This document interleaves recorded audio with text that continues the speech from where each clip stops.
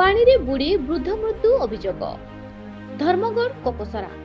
କଳାହାଣ୍ଡି ଜିଲ୍ଲା କୋକସରା ଥାନା ଲଡୁଗାଁ ଛେଳିଆପଡ଼ାର ଟିକଚନ ନାଗ ବୟସ 55 ବର୍ଷ ନାମକ ବୃଦ୍ଧ ସୋମବାର ସନ୍ଧ୍ୟାରେ ଶୌଚ ହେବାକୁ ଯାଇ କେନାଲ ସାଇଫୋନ ପାଣିରେ ପଡ଼ି ମୃତ୍ୟୁ ହୋଇଥିବା ଅଭିଯୋଗ ହୋଇଛି।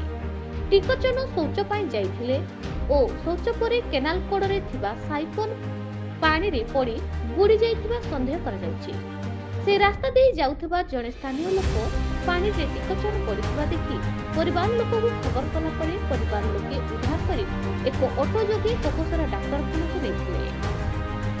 ସେଠାରେ ଡାକ୍ତର ତାଙ୍କୁ ମୃତ ଘୋଷଣା କରିଛନ୍ତି। ମୃତକଙ୍କ ଶବକୁ ବ୍ୟବଚ୍ଛେଦ ପରେ ପୋଲିସ ପରିବାରକୁ ହସ୍ତାନ୍ତର କରି ଏକ ଅପମୃତ୍ୟୁ ମାମଲା ରୁଜୁ କରି ତଦନ୍ତ ଜାରି ରଖିଛି। ଟିକଚନ ଗରିବ ଶ୍ରେଣୀର ହୋଇଥିବା ବେଳେ କୁଲି ମଜୁରୀ କରି ପରିବାରକୁ ଚଳାଉଥିଲେ। ତାଙ୍କ ବିୟୋଗରେ ପରିବାର ବେସହାରା ହୋଇପଡ଼ିଛନ୍ତି। କୋକସରାରୁ ରିତେଶ କୁମାର ମୁଣ୍ଡାଙ୍କ ରିପୋର୍ଟ ନ୍ୟୁଜ ଓଡ଼ିଶା।